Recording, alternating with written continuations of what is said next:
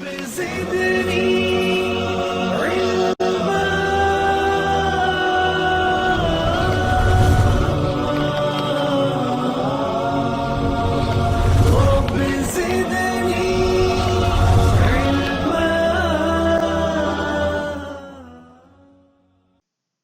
اللہ تبارک و تعالیٰ کے پاک نام سے جو کل جہاں کا خالق و مالک ہے۔ لاکھوں کروڑوں درود محمد صلی اللہ علیہ وآلہ وسلم پر اور آپ صلی اللہ علیہ وآلہ وسلم کی آل پاک پر۔ دوران بیان ہونے والی غلطی، کوتاہی، کمی بیشی، گستاخی اور زبان کی لغزش وغیرہ ہو جائے تو اللہ تبارک و تعالیٰ سے دعا کرتا ہوں کہ اللہ تعالیٰ اپنے خاص فضل سے معاف فرمائے، آمین ثم آمین۔ حضرت خواص رحمۃ اللہ علیہ فرماتے ہیں، میرے دل میں روم کے شہروں میں جانے اور وہاں کی سیر کرنے کا خیال پیدا ہوا اور میں روم کو چل پڑا۔ جب میں روم پہنچا تو وہاں کے آدمیوں کو ایک جگہ جمع پایا اور دیکھا کہ وہ کسی گہری فکر میں ڈوبے ہوئے ہیں اور ایک عجیب الجھن میں گرفتار ہیں۔ یہ دیکھ کر مجھ سے نہ رہا گیا اور میں نے ان سے پوچھ لیا کہ تم کس فکر میں مبتلا ہو؟ انہوں نے بتایا کہ ہمارے بادشاہ کی بیٹی مجنون ہو گئی ہے۔ میں نے ان سے کہا کہ فکر کی کوئی بات نہیں، اگر تم اپنے بادشاہ سے اجازت لے لو تو میں علاج کرنے کے لیے تیار ہوں۔ لوگوں نے مجھ سے دریافت کیا کہ کیا آپ طبیب ہیں؟ میں نے ان سے کہا کہ میں طبیب نہیں ہوں، لیکن میں اس کا علاج ضرور کر سکتا ہوں۔ یہ سن کر لوگ مجھے بادشاہ کے پاس لے گئے۔ بادشاہ سے سارا قصہ عرض کیا۔ بادشاہ نے اجازت دے دی اور بادشاہ مجھے اپنی بیٹی کے پاس لے گیا۔ جب شہزادی نے مجھے دیکھا تو دیکھتے ہی کہا، اے خواص، مجھے اسی طبیب نے جنون میں مبتلا کیا ہے جس کا تو غلام ہے۔ جب شہزادی نے یہ بات کی تو مجھے اس کی بات پر سخت تعجب ہوا اور میں حیرت سے اسے دیکھنے لگا۔ اس پر شہزادی نے تسلی آمیز لہجے میں کہا، اے خواص، تو میری اس بات سے تعجب نہ کر۔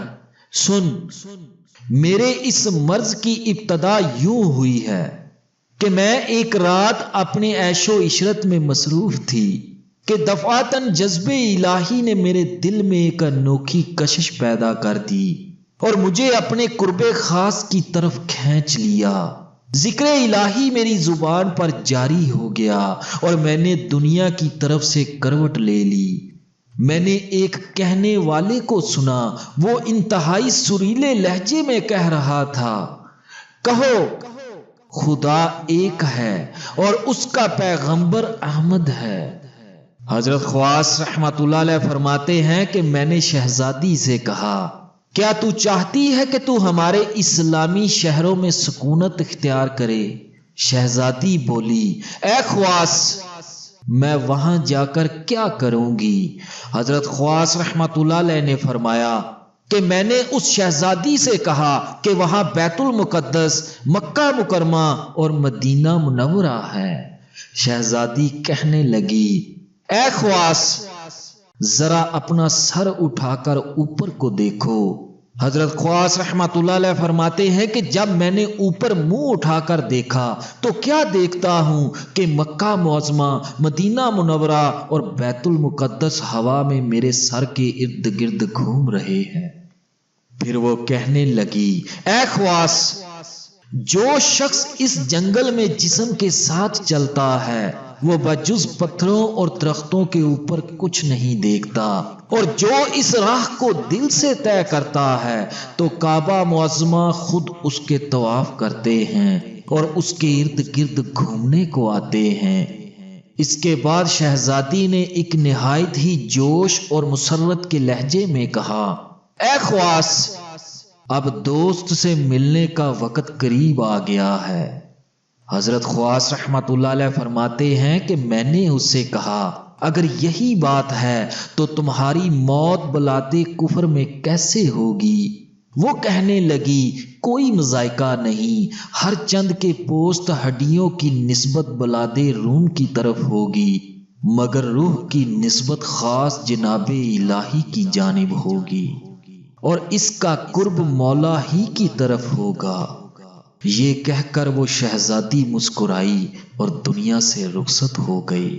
میں نے اسی وقت ایک غیبی آواز سنی، کوئی کہنے والا کہہ رہا تھا، اے نفس مطمئنہ، تو اپنے رب کی طرف لوٹ آ، اس حال میں کہ تو اس سے خوش اور وہ تجھ سے خوش ہے۔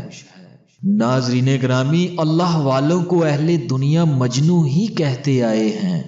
ان سب اللہ والوں کے آقا و مولا حضرت محمد مصطفیٰ صلی اللہ علیہ وآلہ وسلم کو بھی کافروں نے مجنوں کہا، معاذ اللہ، اور خدا نے اس کے جواب میں فرمایا، یعنی مجھے یا رسول اللہ تیرے نور کی قسم اور قلم اور اس کے ساتھ جو لکھتے ہیں اس کی قسم، تو رب کے فضل سے مجنون نہیں۔